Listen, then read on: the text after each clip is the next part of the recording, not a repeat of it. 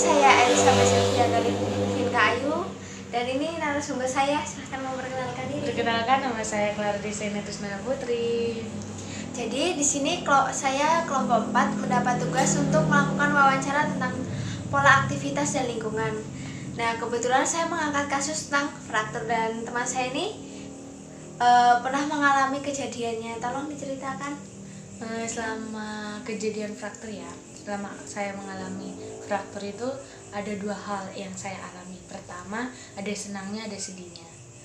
Senangnya itu kayak gimana, sedihnya itu kayak gimana? Tolong diceritakan. Senangnya ya kayak apa namanya, kan fraktur itu apalagi yang di kaki, nggak bisa jalan itu selama bisa dibilang 3 bulanan waktu itu senangnya makanya dilayani, terus apa-apa yang kita mau tuh dituruti, terus apa segala macam diturutin. Tapi nggak senangnya karena dulu aku tabrakannya di Jogja, terus tempat sekolah aku di Papua sana. Akhirnya aku setengah bulan lebih itu nggak sekolah, istirahat selama setengah bulan.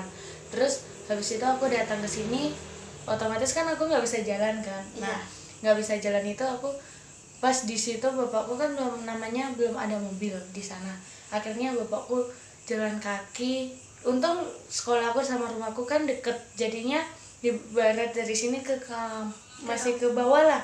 Masih lebih dekat sini sih. Terus habis itu bapakku antar jalan kaki, habis itu balik lagi ambil motor ke tempat kerjanya, terus habis itu balik gitu ambil pakai kursi roda. Akhirnya kan kayak nggak seneng. Terus habis itu kayak kita melihat mereka yang bisa jalan, kita nggak bisa jalan, susah bergerak, susah segala macam. Terus kalau fraktur itu pernah diejek sampai orang-orang tuh kayak kenapa sih kamu gini, kayak diejek, nggak bisa jalan kan kayak anak SD tuh dulu pernah dibully kan. Jadi kayak mental kamu itu kayak ngerasa down gitu. Iya. Jadi kita akan masuk ke pertanyaan yang pertama ya. Pertanyaan pertama, waktu kamu mengalami fraktur itu apakah kebiasaan kamu pernah berolahraga? Terus kalau misalnya pernah, apa contoh olahraganya? Kalau selama fraktur itu malah kalau untuk olahraga tuh nggak pernah ya, tapi kayak ada terapi gitu, karena kan olahraga apalagi di kaki itu kan nggak bisa. Oh iya. Terus selama kamu itu ada alat bantu yang memenuhi aktivitas kamu? Ada. Contohnya? Itu contohnya kayak pertama kan pakai kursi roda. Bukan, kayak yang krek, tapi karena siniku patah, akhirnya dipakai kursi sini roda. Juga patah. Sini tuh ketahuan berapa minggu gitu, ini baru ketahuan patahnya. Akhirnya selama itu penyembuhan itu dipakein kursi roda gitu. Nah, terus apa kamu misalnya kayak mampu nggak melakukan aktivitas sehari-hari kayak kamu BA kamu pakai baju selama kamu itu, apa kamu melakukan sendiri atau bantuan?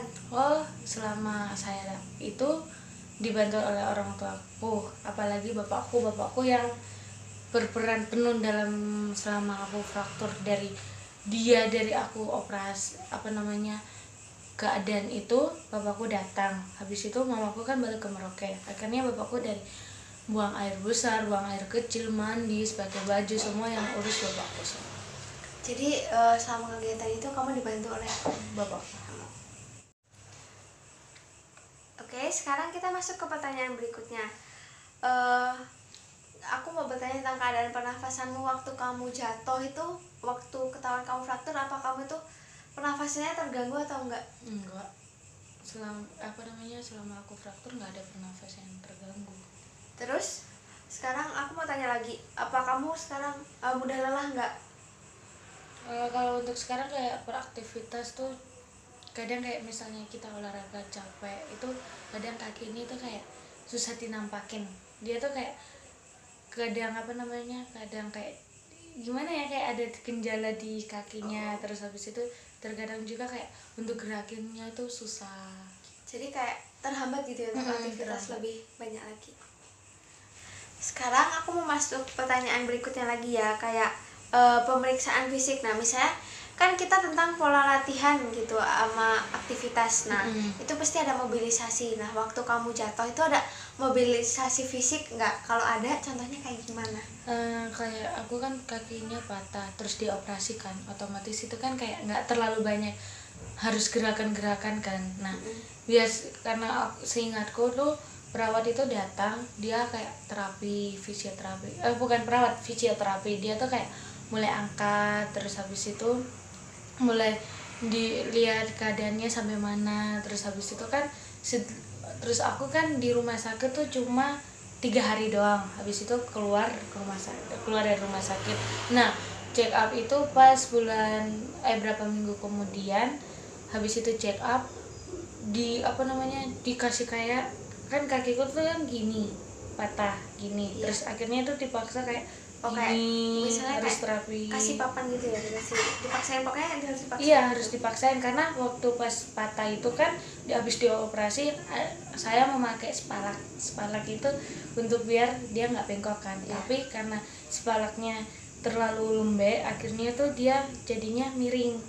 Akhirnya kan kakiku ini udah nggak bisa, akhirnya mumpung itu diterapi sama fisioterapinya, dikasih terapi agak kesini. Oh, kayak gitu ya. Terus kamu ya selama melakukan aktivitas itu juga melakukan bantuan ya, kayak misalnya kamu pindah ke kursi roda itu bantuan dari orang tua juga. Jadi sekian wawancara saya dengan Clara. Terima kasih Clara sudah bersedia diwawancara dengan saya. Sama-sama. I'm right here, baby, so please.